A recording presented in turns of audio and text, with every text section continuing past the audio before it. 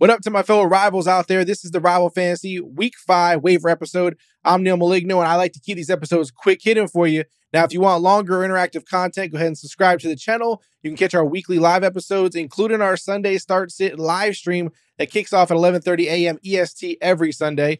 Now, I like to hold myself accountable and stay transparent at all times. So quickly, these are last week's waiver suggestions and how they performed.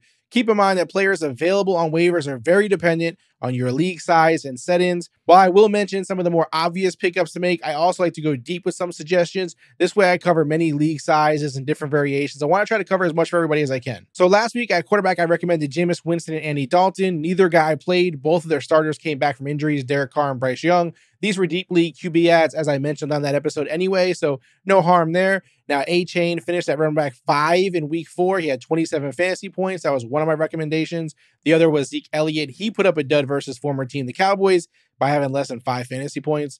At wide receiver, I had Josh Palmer. He finished as wide receiver 35. He led the Chargers in yards versus the Raiders. He only had like 10.7 fantasy points, so not terrible, but he did lead them in yards, so it was a promising sign.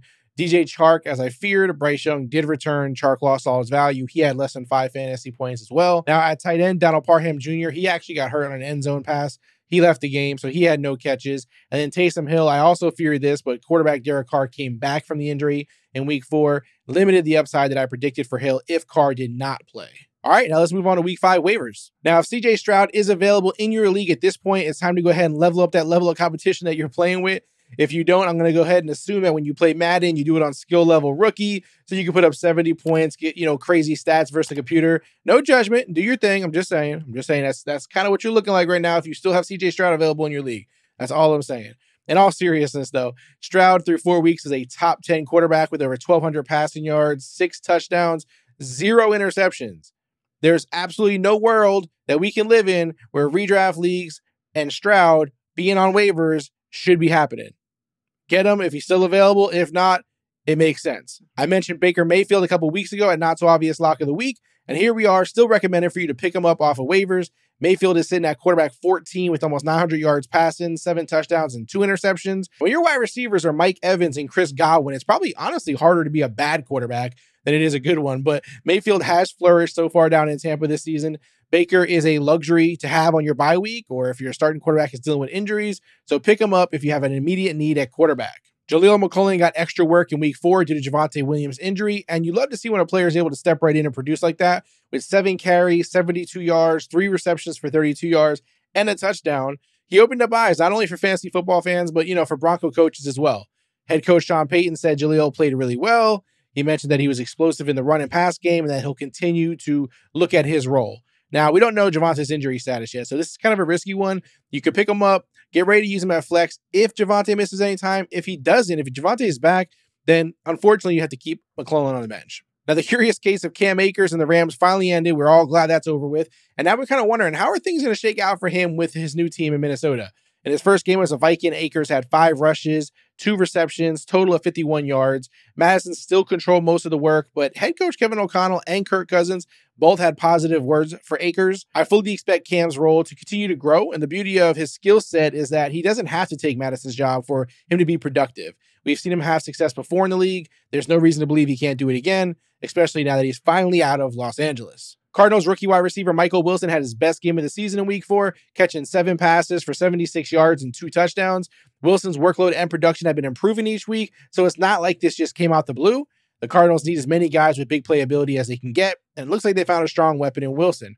Now, the Cardinals are in a position where they will have to keep scoring points to keep in games, so even in a down season like this where they're stacking up losses, Wilson has high upside each week. Wan'Dale Robinson is back from ACL injury on a team that is desperate for playmakers. Saquon Barkley is out. Darren Waller's having a slow start. Daniel Jones is struggling to find success that he had last season. As crazy as it may seem, Daniel Jones actually has already thrown more interceptions through 4 weeks than he threw all last season. So he needs some help. Players like Wan'Dale getting healthy and back in games are going to have the opportunity to get things back on track. Throw Robinson on your bench. Be ready to start him at flex as things start to improve in this Giants offense. Cole Kmet scored more points in week 4 than the tight end 15 has scored total when you add up all 4 of his weeks. That's just a reminder of how thin it is at tight end in fantasy.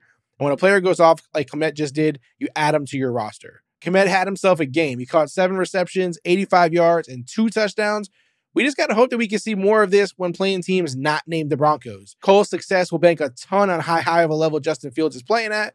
So if they keep things flowing, you could do a lot worse than commit at tight end. It's kind of wild when you think about it, but Dallas tight end Jake Ferguson had more targets, receptions, and yards than any other player on the Cowboys in week 4, including CD Lamb. Now, Jake didn't score a touchdown, CD did, but with that many targets, fantasy managers can't continue to ignore Ferguson. His biggest issue currently is consistency, and it's not due to the targets, which is a good thing, as he's gotten 7 targets in 3 of the 4 games so far this season.